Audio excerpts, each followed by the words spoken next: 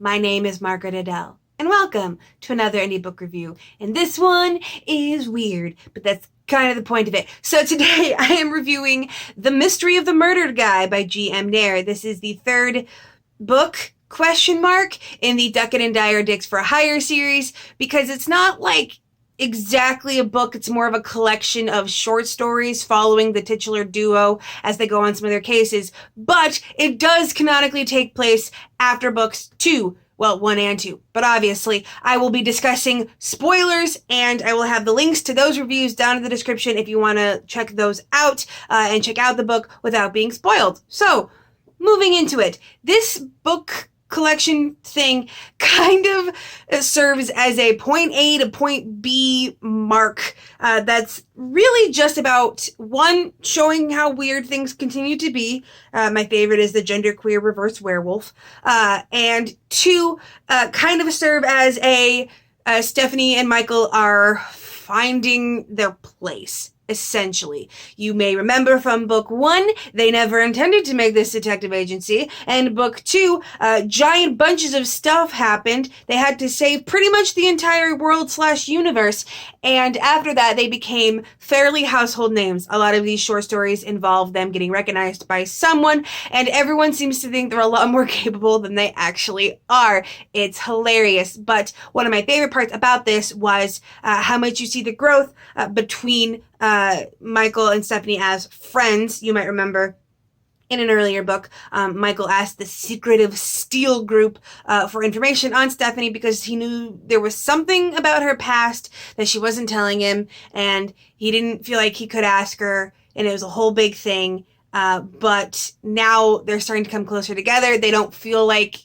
their friendship is held together by shoestrings anymore. Most importantly, it really delves into Stephanie's mindset. She can be full-on aggravating and obnoxious at times, a lot of the time, but as things go on, you discover, and have discovered, but it ramps up in this book, that a lot of that lackadaisical, eccentric behavior is literally all a bit to kind of cover up for trauma she doesn't want to address from her childhood, and this series of short stories delves more into that. I also loved the short stories that are told from the point of view of side characters. You know, Adrian Pancakes, if you remember him from getting flattened like a pancake from book 2, and Rex, the chief of police, who are just living their life, and they suddenly come across the weird thing that Stephanie and Michael have been up to lately, and they just get like an outsider's view of it, and I really, really liked that aspect. In all honesty, the only story that you necessarily really need from a pure plot point to connect from book 2 to what I assume will be book 4, I'm assuming this series is continuing, will be the titular Mystery of the Murdered Guy. It is that kind of classic Agatha Christie closed circle in an old house and there's a storm going on outside. But because it's Duckett and Dyer Dicks for Hire, there's like giant weird monsters and AI, and it's very sci-fi silliness. The series has not gotten easier to follow if you don't already vibe with the multiverse silliness.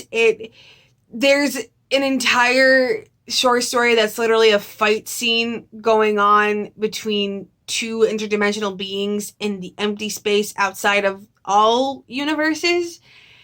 And I'm not even going to try to let my brain wrap around that because I don't need the headache. Regardless, if you liked all the silliness and weirdness of this series, this one is definitely more of that. The theme and vibe of Duckett and Dyer lends itself really well to short stories because a lot of these jokes, like the medical vampire and the gender queer reverse werewolf, will run very ragged if you don't move on to the next joke soon enough.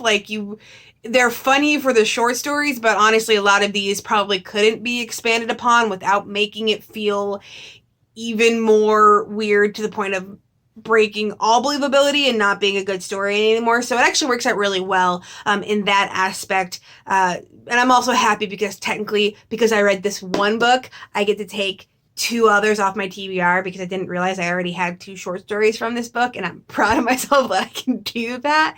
But regardless, really, really enjoyed this one. There's still some signs. Granted, I have direct contact with the author, so obviously I can ask them direct questions, but I remember asking in previous books, like, are you going to put like Stephanie and Michael together? Because that's the one thing I didn't want. I didn't want it to be like men plus woman equals they must be in a relationship, especially when Stephanie is canonically bisexual. And he assured me that no, there is a very close relationship between them and it is growing, but it is strictly meant to be platonic. And you can see that. I do think that if someone would to go into this book with that kind of man protagonist plus female protagonist equals automatic relationship in a book mindset, they might assume that that's going to happen. But I am more interested in Stephanie and Carrie, the CSI specialist she met in book 2. And she spends like almost every short story just desperately trying to get Carrie's number. And it's so amusing to me. I love that so much. I'm here for the chaos bisexual energy. I don't remember if Carrie is canonically queer. I think she's supposed to be, but I loved that Stephanie pining just a little bit of pining. And there's also some more mysteries. We still have the giant big bad, the Black King, the big thing that was first teased at the end of book 1 as coming after them for some reason. You're still not sure why these two are the ones that this gigantic cosmic entity is so dedicated to tracking down. But I like that mystery. There's also the mystery of Stephanie's brother and what happened to him. And in general, I like this book. Oddly enough, as a point A to point B book, I usually don't like those. You know, when you're reading like a trilogy and you have that one like second book in the series and it literally just feels like it was there just to connect books 1 and 3, but serve no other real purpose as far as changes go. The thing with this one is, they have a giant bridged gap. I said that wrong. They have a giant gap to bridge because they are basically failing upwards in book 1, but that book also hints via a future Stephanie talking to this universe's Stephanie that they are supposed to become these like cosmic linchpins. So they're supposed to go from lovable dumbasses to saviors of the multiverse. That's a lot of ground to cover. So I don't mind, let's just get them a little bit farther ahead. Let's get the character development. Let's get, the cases under their belt. Let's move forward with that same kind of ludicrous nature and get them closer to being the cosmic linchpins while also somehow still being dumbasses. It's really fun. You know what? The cosmic multiverse linchpin should be dumbasses now that I think about it. But I actually did like this for what it was because it kept the silliness without letting any one of the jokes kind of overstay their welcome. And like I mentioned before, the last titular short story does bridge the gap, does lead to what will come next in the Black King / Stephanie's family mystery plot lines, but I did like watching Michael become more aware of basically what he's doing and being more purposeful and not being as dragged along by Stephanie as he has been, and Stephanie learning more about when to step back and coming face to face with some traumatic elements and kind of having to learn.